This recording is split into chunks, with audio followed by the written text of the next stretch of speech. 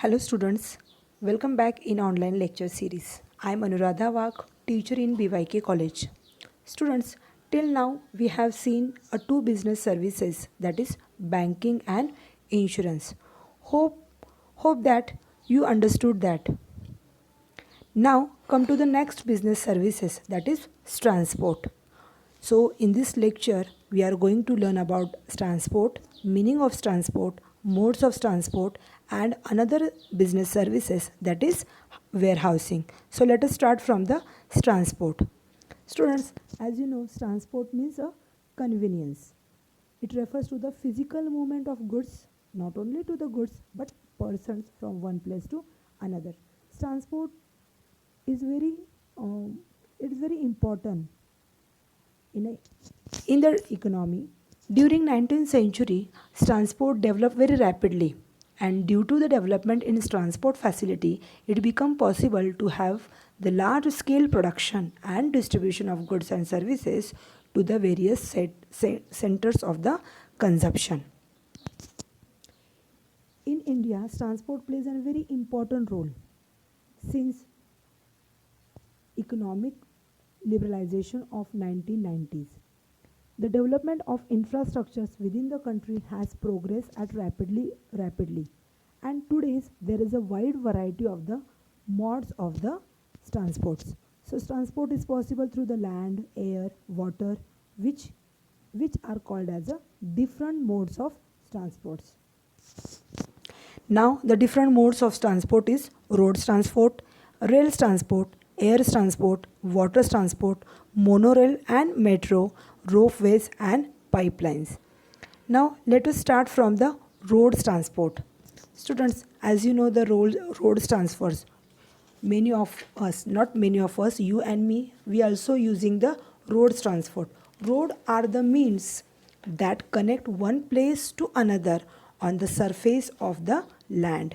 The different vehicles playing on the road and like bullock cart, cycles, motorcycles, car, truck, buses, etc. Any kinds of vehicles we can place on the roads. All these types of vehicles, it is known as a different means of the road transport. Buses take up the over 90% of the public transport in Indian cities and serve as a cheap and convenient mode of the transport for all class of the people. Now in the road transport, see the advantages of road transport. First one is that it is the cheapest mode of road transport as compared to the other mode of transport. Perishable goods can be transferred at faster speed by the road. Next one is a flexible mode of transport, as the loading or unloading is possible only through the road transport. It is provide the door-to-door service and also the functions as a feeders transport to the other mode of transport. Next one is to help the people to travel and carry the goods from one place to another, where any other place or any other mode of the transport it is available. Now next one is there are some disadvantages of the road transport. Due to the limited carrying capacity, the road transport is not economically for long distance. It means that for the long distance we cannot use the road transport. Suppose we have to be carry our materials from Delhi to Chennai, so we can't use the road transport. Transportation of heavy goods or goods in bulky by road involves high risk or high cost. It is affected by the adverse weather condition. There are the rain, floods, landslides, etc. Sometimes it's create the disturbance for the road transport. So there is a possibility of road accident also. So there is a common limitation of the road transport, and also cause the pollutions due to the use of diesel car or truck, and which affect the health of people and also health of our environment, and it is called also the noise pollution. Now next one is a rail transport. Now rail service in India, it is very popular in India, and it is first introduced in 1953. It is provided by the state-run Indian Railways. Obviously, you know about the transport is a government. Okay, this facility is provided by the government to the general people. In India, Ministry of Railway look after the development of rail transport throughout the country. Indian railways run various types of trains like passenger trains, mail, express, cargo, or the goods trains. Some popular trains are the Rajasthani Express, Shatabdi Express, and many more. You know all this express. Now, railways railway can also not only the it is useful for the passenger, but also we can transfer the goods, or also we can carry the goods through the railway.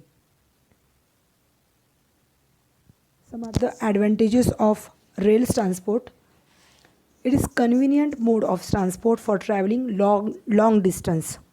It is very suitable for the long distance. It is comparatively faster than the road transfer. Obviously, it is a faster mode of transport than the road transport. It is suitable for the carrying heavy goods in a large quantity and for the long distance. Its operation is less affected by the adverse weather condition like rain, floods, etc., or fog, etc. It ensures the safety and security of goods, even it is costly or whether it is a delicate goods, we also send through the rail transport. But apart from this, we have some limitations of a railway transport. First one is it is relatively expensive for carrying the goods and passenger over the short distance. It is beneficially for only for the long distance. It is not available in remote part of country. Somewhere it is not available, we can't go to that place to the railway. For example, Indore, if we are going if we want to go Indore, so we don't have the railway facility for the going there. It is not available, it provides a service according to the fixed time schedule and not a flexible for loading and unloading the goods at any place. It involves the heavy losses of the life as well as the goods if in case of the accidents, and it does not provide the door-to-door service. It is very important that does not provide the door-to-door service, and oftenly that question is asked in question number 4, that is true or false with reason. Oftenly that question is asked in examination. Railway can provide the door-to-door service. That answer is a false, and you should write all the causes why they are not provide the door-to-door service to the people. Now next one is the air transport. Now this is the fastest mode of the transport. It carries the goods and passengers through the airways by using the different aircraft like the passenger aircraft, cargo aircraft, helicopters, etc. Beside the passengers is generally carried the goods that are less bulky or high value in a hilly and mountains area where one mode of transport is not accessible. Air transport is an important as well as convenient mode. It is most used for the transporting goods and passenger during the natural calamities like earthquake and flood, etc. During the war, air transport plays an important role in carrying the soldier as well as supplies the required areas. Now let us see the advantages of air transport. It is first of all, it is the fastest mode of transport. It is very useful in transporting the goods as well as the passenger from one place to another, or which are not accessible by any other means. It is a mode of convenient. It is a most convenient mode of transport during the natural calamities. When there is a natural calamities is there, so that times we can use the air transport, and that time it is very convenient to use this transport. It provides a vital support to the national security and defense. It is a less pollution as compared to the road transport. Road transport, we have seen, as I told you, the road transport is a too much, it means that it is a main cause of the road transport is a noise pollution. But when we use the air transport, so that times there is a less pollution. But apart from this, there are the some limitation of the air transport. It is a relatively more expensive mode of transport. It is not suitable for the transporting the heavy and bulky goods. It is affected by the adverse weather condition. If there is a fog is there and rain is there, so that time we cannot use the air transport. It is not suitable for the short distance, and in case of the accident it result in a heavy loss of goods as well as property and the life of the person. Now next one is a water transport. Water transport refers to the movement of goods and passengers on the waterways by using the various means like boats, launches, ships, etc. With the help of these means of goods and passengers are carried to different places both within as well as outside the countries. Within countries, the rivers and canals facilitate the movement of the boats. Since the goods and passengers move inside the country, this type of transport is called as a inland water transport. India has an expensive networks of inland waterways in the form of river, canals, backwaters and creeks. Now there are some advantages of water transport. It is very relatively economically mode of transport for the bulky and heavy goods. It is a safe mode of transport with the respect of occurrence of accident, and the cost of maintaining and constructions of routes is very low as most of them is a naturally made. It's promote the international trade. Basically water transports are promote the international trade because it is exporter and importers use this transport. It protect the goods from sun, rain, winds, dust, etc. as the goods are mostly carried on the containers or tankers. Now there are some limitations of water transports. Now the depths and negativity, sorry, the canals and rivers, we don't have their route. It means that they does not provide the door to door service to the people, and it is very slow moving mode of transport, therefore it is not suitable for the perishable goods, and it is adversely affected by the weather condition. Sea transports require the large investment on ships and their equipment and their maintenance. It has a high maintenance cost for the ship tankers as it requires the constant repairs and painting of the ships. So these are the advantages and disadvantages of the water transport. Now let us see move towards the monorail and metro. So monorails in India are generally considered as a feeder system for the metro.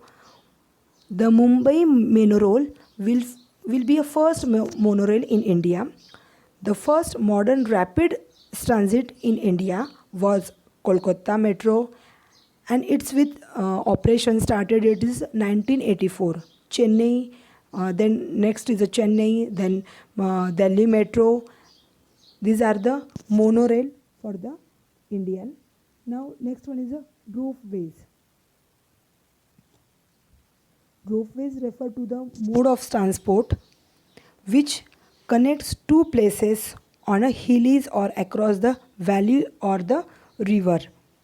In the ropeways, transport trolleys move on the wheel and it is connected to the rope and are used for carrying the passenger and the goods.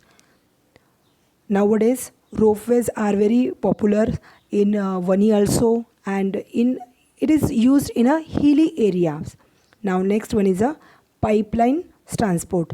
Now pipeline transport is a strained goods through the pipes, most commonly liquid and gases. Short distance systems can exist for this transport, and while the long distance networks are used by the petroleum and natural gas. So here the third business services, that is transports, are over. Now let us start the another business services, that is warehousing. Now warehousing refers to the storage of goods, and it consists of all these activities which are connected with the storage and preserving of the goods. We always need the different types of goods in our day-to-day life. We may buy some goods of the items in a bulky, and we can keep the stock of all these goods in our house. Nowadays the lockdown period is going on, so maybe we have the stock all the commodities or all the goods in our house. But similarly, businessmen also need the variety of goods for their use. Some of them may or may not available all the times, but we may need to those goods throughout the year. So that's why we can stock those goods. For example, now sugarcane. Sugarcane is produced during the particular period of time. Since sugar is produced take place in a certain season, in any season sugar is available, but sugarcane is not available in a all season. That's why we have to be store that goods till its production. It means that from its production to its consumption, we have to be store the goods. When this storage is done on the large scale in the specific manner, it is called as a warehousing. The place where goods are kept is called as a warehouse, and warehousing creates the time utility and makes the goods available at the time for the requirement. Now the definition of given of warehousing: establishment of establishment for the storage or accumulation of the goods. Now move to the next point, that is the functions of warehousing. Here there are the functions of warehousing. As you know, warehousing preserve the goods on large scale in a systematic and orderly manner. They provide the protection of goods against heat, winds, storm, moisturizer, etc. And also cut down the losses due to the spoilage, wastage, etc. This is a basic function of every warehousing to keep the goods safe. Now, first function of warehousing is storage of goods. This is the basic functions of warehousing, to store the goods on the large scale. These goods are stored from the time of their production to the consumption. It means that when we purchase these goods, we can store that goods till their use. Now next function is protection of goods. Warehouse provide the protection to the goods from the loss or damage. It makes a special arrangement for the different products according to their nature. It is also help to reduce the losses due to the spoilage, wastage during the storage. Now next one is the financing. When we have to be store the goods in warehousing, the depositor get the receipt which act as a proof about they deposit the goods. It means that they kept the goods with warehousing. The warehouse also issue the documents in the favor of owner of the goods, which is called as a warehouse keeper. The warehouse warrant and receipts are a negotiable instruments. You can negotiate that instrument, or you can endorse that documents. Thus the owner of the goods can raise the finance from the bank and financial institutions. It means that you can take loan against that receipt, that warrants, because it is the negotiable. Now next one is a risk bearing. The entire responsibility of goods stored in a warehousing is passes to the warehouse keeper. Now this is the responsibility of the warehouse keeper to keep the goods, to store the goods in a safe manner. Once the goods are handed over to him for the storage, thus the risk of loss or damage of goods is storage is borne by the warehouse keeper. Since it is bound to return the goods in the same condition, warehouse becomes the responsible for any loss, any damage Thus, the warehouse takes all precaution to prevent the goods from any damage or any loss. Grading and branding. Nowadays, warehousing also perform the functions of grading and branding of the goods on behalf of the manufacturer, wholesalers, and importers of the goods. It means that they can repacking the goods for the convenient of handling. Now next one is a processing. Certain commodities are not consumed in the form of they are produced. Processing is required to make them consumable. Now, for example, fruits. We can store the fruits in a proper position or in a proper manners. So sometimes warehouse undertakes this activity on the behalf of owner. So they can also process the fruits. It means that they can store the fruits and they can also reproduce the goods from the store goods. Now transportations. Warehousing can provide the transport facility to the bulky depositor. It collects the goods from place of production and also send the goods to the place of delivery on the request of the depositor. It means that warehouse keeper can also take the goods from the production place and also give the delivery of the same goods to the on the request of the depositor. And last one is that the time and place utility. Warehouse create the time utility as well as the place utility. It creates a place utility by providing the goods at a place where they are required. Now next one is the types of warehousing. As you know, warehousing is a storage structure and it is a store the goods. A businessman has to keep the different kinds of goods so that there is always need for the different types of warehousing. So here there are the types of warehousing. First one is a private warehousing. As the names, private warehousing are owned, managed by the manufacturer or the traders to store their own goods. Big businessmen or firms or big farmers have their own warehousing and they have the storage capacity on the regular basis and they can store their own goods in that warehousing. The private warehousing are licensed to the private person only for the goods imported by him. On behalf they can be stored in such warehouse. Generally, this warehousing is constructed by the farmers near in their fields, also by the wholesaler, retailers nearby their business area, and by the manufacturers near their factories. Next one is a public warehousing.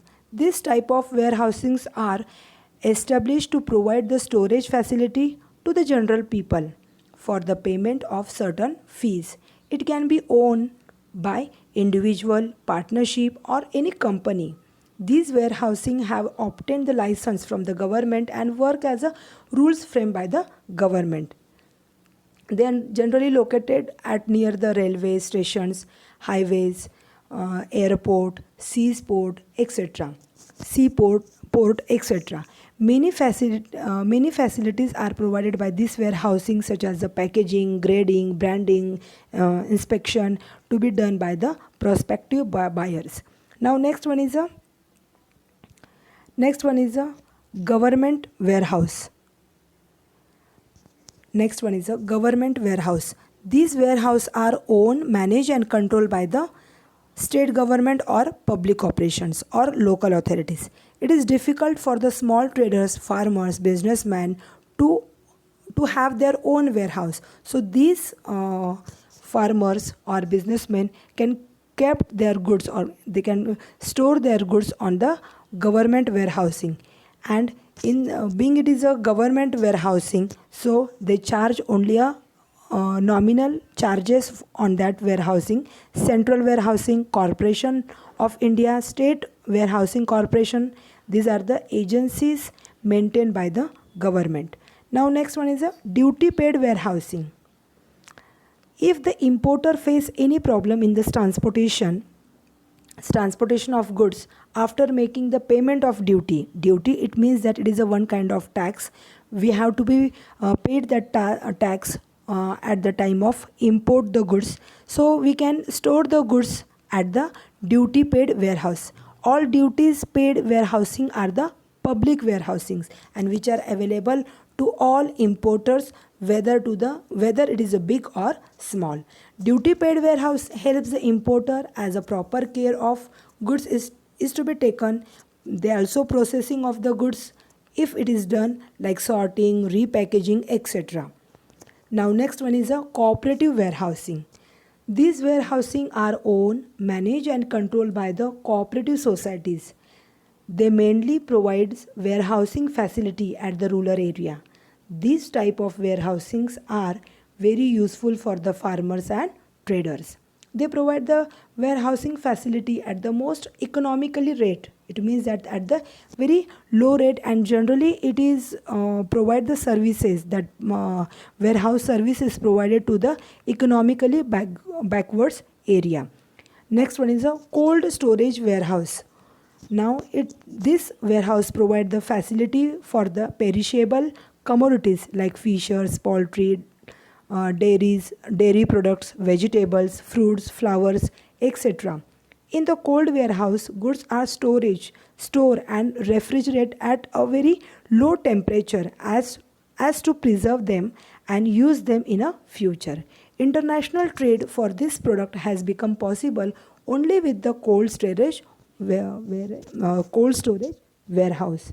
For example, Greenpeace produce in India and exports to the foreign countries. Same like that, grapes are produced in India and it is exported to the foreign country by using they kept to the in a cold storage warehousing. Now, students, here we have finished the fourth service of businesses, that is banking, insurance, transport, and warehousing. In next lecture, we will see the communication. Till then, stay at home, stay safe. Thank you.